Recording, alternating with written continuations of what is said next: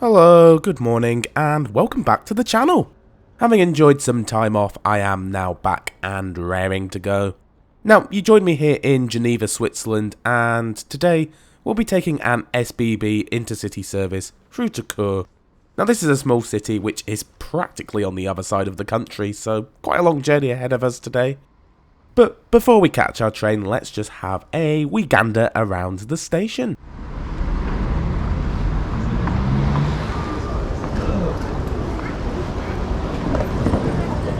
Genève-Cornavin, as it's known, is the main station serving the city of Geneva. It originally opened in 1858, although the current building dates from the early 1930s. As we enter the station, we're greeted by nice big departure boards. These are really easy to read and understand, so you shouldn't have any issues finding out where you need to go to catch your train.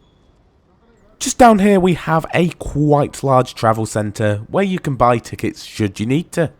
You can also buy them from self-service ticket machines that you'll find dotted throughout the station, as well as my preferred choice, which is online. Now, I just love the main hall here at Genève-Cornavin. Just look at it. The murals are a really nice addition in my opinion. On one wall we have a map of some of Europe's most important rail routes, and on the other some of the main routes domestically within Switzerland. Anyway, the time soon comes to head up to the platform and await the arrival of our train.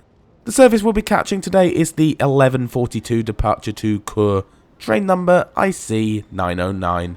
We'll be departing from platform 4 this morning.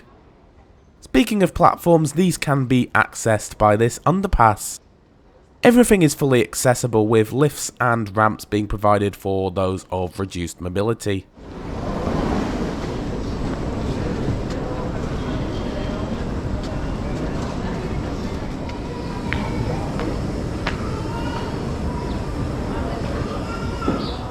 On one of the other platforms we can see a French TER co-rail service set bound for Lyon. I covered this journey a few years ago, linked to that one in the top right corner of the screen now if you're interested. Seen arriving here is a TGV Lyria set, having just completed its journey from Paris. Fancy seeing this one featured in a future review? If so, be sure to drop me a comment.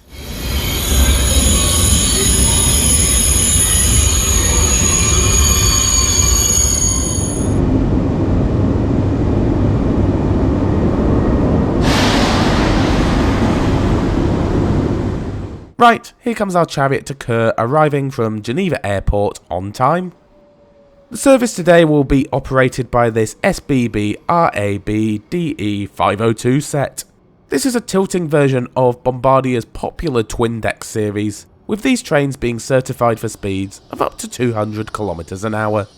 Note that SBB's Twindexx come in the form of electric multiple units, unlike in some other countries such as Germany, where they come in loco-hauled push-pull configuration. Anyway, that's enough technical details about the train, let's get on board. I had actually paid for a seat reservation on this service, however, as you'll see in a moment, I think I needn't have bothered. Well, first impressions are that this is a very smart and modern looking interior. First class on both decks is laid out in a 2+1 configuration, with almost all of the seats forming part of a bay of 2 or 4. As the train is practically empty today, I'm going to plonk myself down in this bay of 4. And we pull out of Geneva bang on time at 11:42. As we depart, let's just take a quick look at our route for today. We'll initially head northeast along Lake Geneva and via Bern to Zürich, before taking a southeasterly course for the last little bit of the trip to Chur. Scheduled travel time today is 4 hours and 10 minutes.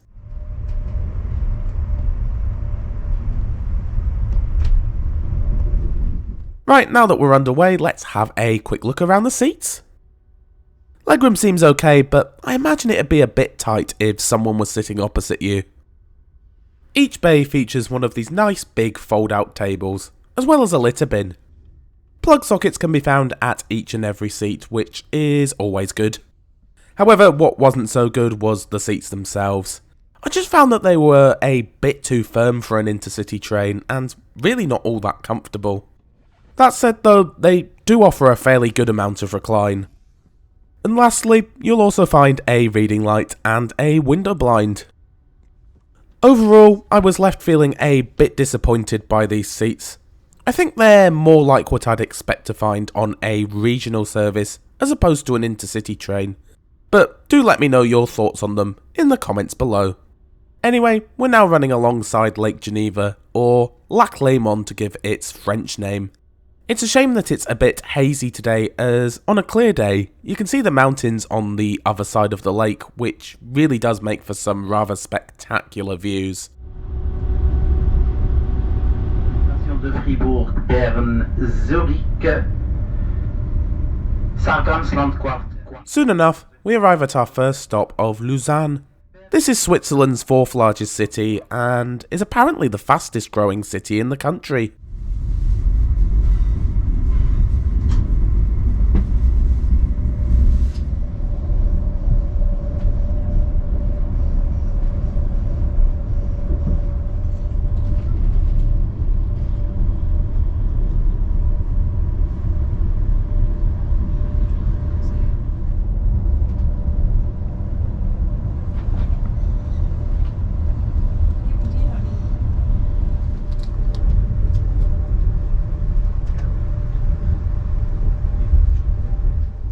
As we head inland and away from Lake Geneva, we soon find that we're travelling through some rather nice snowy landscapes.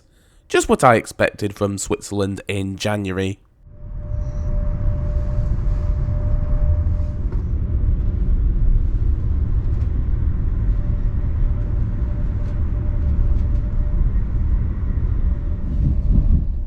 Our next stop comes in the form of Freiburg, which lies pretty much slap bang on the border between the French and German-speaking areas of Switzerland.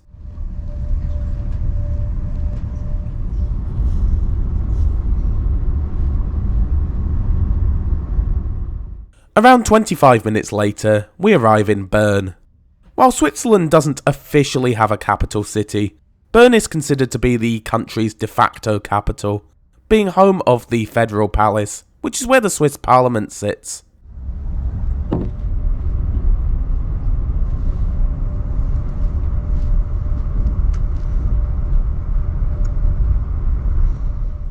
Right, time for a wander.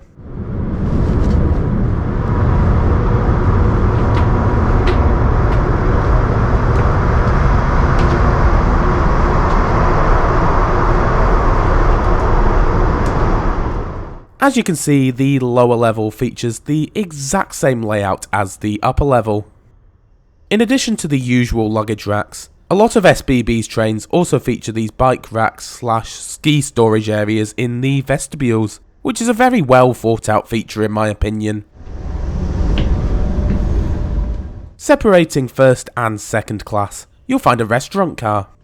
Now, while I didn't eat here on this occasion, I'll be sure to leave the menu in the comments for you to peruse through, should you wish to do so.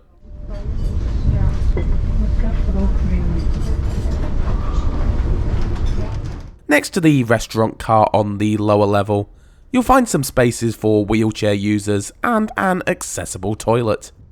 Another good feature in this regard is that these trains have step-free access from platform to seat.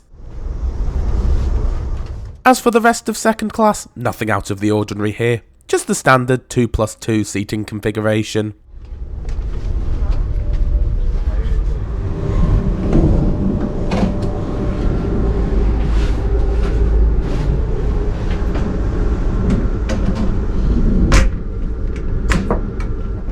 In regards to the toilets, very good on the part of SBB. Everything was spotless and working as intended.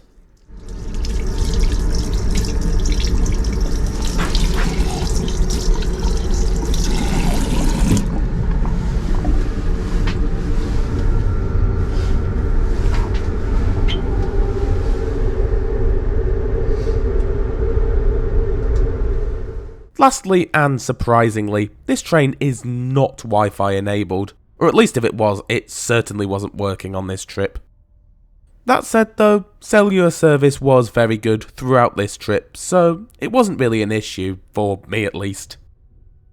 Anyway, we now find ourselves fast approaching the country's largest city, Zürich. Chur. Mesdames et messieurs, dans quelques instants, nous arrivons à Zürich, gare centrale sur la voie 9. Votre sortie sera côté droite dans le sens de la marche. Ce train continue à descendre.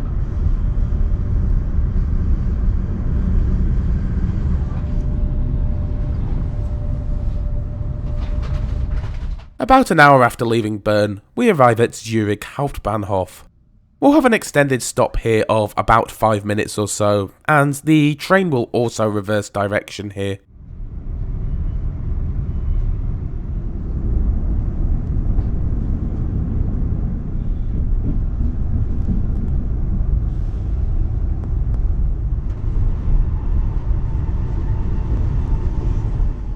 Shortly after leaving Zürich, we start following Lake Zürich, or Zürichsee to give its German name. In my opinion, the last hour or so between Zürich and Chur is where you'll find the best of the scenery.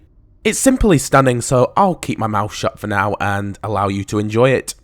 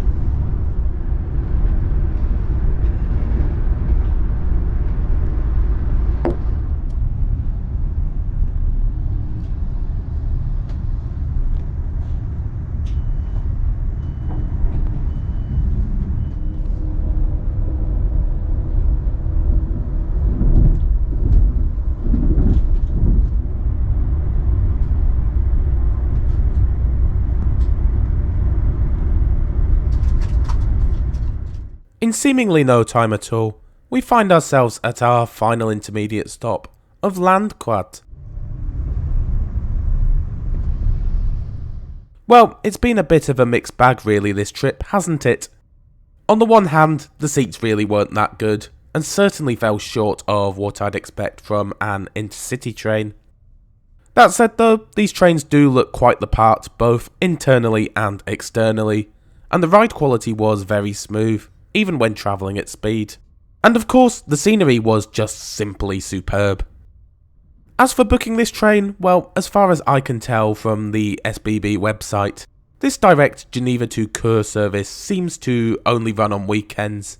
On weekdays, a change in Zürich would be required. The cheapest advanced fares that I could find were 107 francs 60 for first class, and 74 francs 80 for second class. Now, if I had paid that just for this train, I'd be feeling pretty cheesed off at the product on offer here, although Switzerland is just expensive in general to most foreigners. However, I was travelling on a first class Interrail pass, which I'd certainly recommend for anyone who's planning on doing a fair bit of rail travel in Switzerland. You'll definitely get your money's worth out of it. Note that if you're a non-European resident, you would need to buy a Eurail pass, although the two passes are almost identical in terms of what they offer. So, those are my thoughts on this journey, but what did you make of it? Be sure to let me know in the comments below. And we finally pull into the lovely little city of Chur, on time at 15:52. Hardly surprising considering that Swiss trains are fairly renowned for their punctuality.